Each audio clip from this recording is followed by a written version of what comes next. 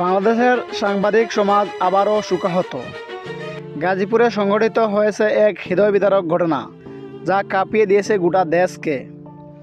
ঢাকার উপকণ্ঠা গাজীপুরে 2025 সালের 8 আগস্ট সাংবাদিক আসাদুজ্জামান তুহিনকে নির্মমভাবে কুপিয়ে হত্যা করা হয়।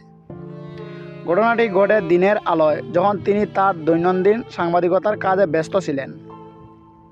শুধু তাই নয়, একই সময়ে আরেকজন সাংবাদিকের উপরও চালানো হয় বর্বরোচিত হামলা। তাকে লাঠি ও পাথর দিয়ে আঘাত করে গুরুতরভাবে আহত করা হয়। বর্তমানে তিনি হাসপাতালে মৃত্যুর সঙ্গে পাঞ্জা লড়ছেন। এই নৃশংস হত্যাকাণ্ডের প্রতিবাদে সাংবাদিক সমাজে নেমে এসেছে শোক ও ক্ষোভের ঢেউ। সাংবাদিকরা বলেছেন, এমন ঘটনা শুধুমাত্র একজন মানুষকে হত্যা নয়, এটি গণমাধ্যমের স্বাধীনতার উপর সরাসরি আঘাত।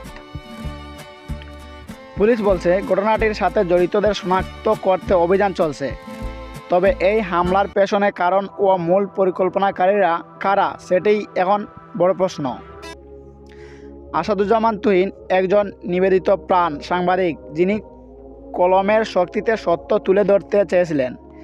কিন্তু তার সেই সত্যর পথ রক্তে ভিজে গেল। আমরা চাই এই হত্যাকাণ্ডের ন্যায় বিচার হোক দ্রুত এবং দৃষ্টান্তমূলকভাবে। আপনি কি মনে করেন, এই ঘটনার সাথে কি কোনো রাজনৈতিক ব্যক্তিত্ব জড়িত আছে কিনা, তো অবশ্যই কমেন্টে জানাবেন।